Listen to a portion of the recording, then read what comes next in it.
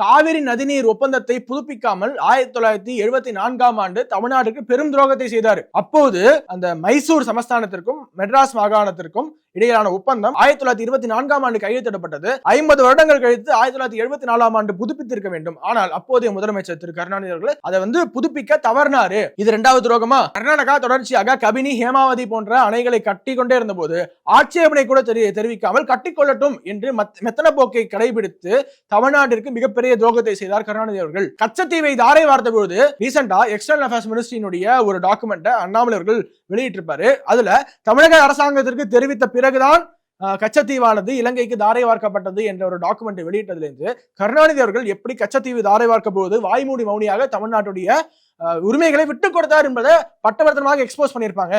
மீண்டும் ஒரு துரோகமா? ஈழத்தமிழர் பிரச்சனை பீக்ல இருக்கும்போது இலங்கையில தமிழர்கள் கொண்டு வைக்கப்பட்ட போது அகைன் அங்க ஒரு துரோகமா என்று கருணாநிதிகளுடைய துரோக பட்டியலை எடுத்து பேசணும்னா பேசிக்கொண்டே இருக்கலாம்.